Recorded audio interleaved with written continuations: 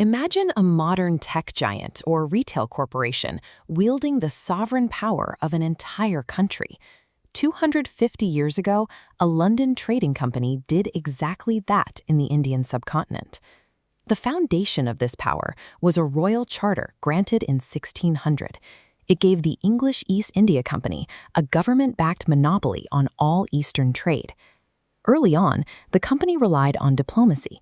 In 1615, Ambassador Thomas Roe arrived at the court of Emperor Jahangir to respectfully request permission to establish trading factories. The major turning point came in 1717, when Emperor Farrukhsiyar issued an imperial decree, or farman, granting the company massive new privileges. This included the dastek, a tax-free transit pass. The company weaponized this as a legal loophole, allowing their goods to bypass the internal tolls that local Indian merchants were forced to pay. By avoiding these taxes, the company undercut local prices and accumulated vast wealth, transitioning into a regional economic superpower. The company's initial conquest was achieved not through warfare, but by weaponizing legal loopholes to corner the market. After Emperor Aurangzeb's death in 1707, the Mughal Empire fragmented, leaving a political power vacuum across the subcontinent. The company exploited this instability, using a divide-and-rule strategy to pit regional rivals against one another and prevent unified resistance.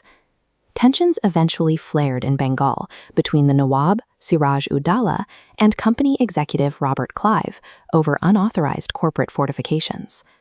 At the Battle of Plassey in 1757, the company replaced military triumph with corporate espionage. Before the first shot was fired, Robert Clive bought the loyalty of the Nawab's commander, Mir Jafar. The Nawab's army stood aside, handing the company a victory with minimal fighting.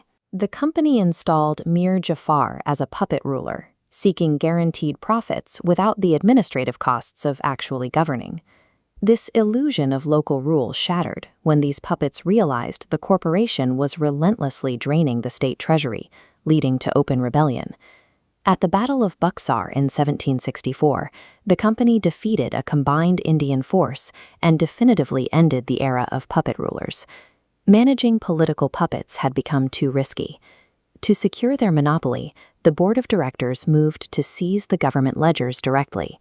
In 1765, the Treaty of Allahabad granted the company the Diwani, the legal right to collect tax revenue across Bengal, Bihar, and Odisha. This dual system of governance meant the corporation held the Diwani, funneling tax wealth into their accounts. The Nawab kept the Nizamat, responsibility for law and order, but without funds.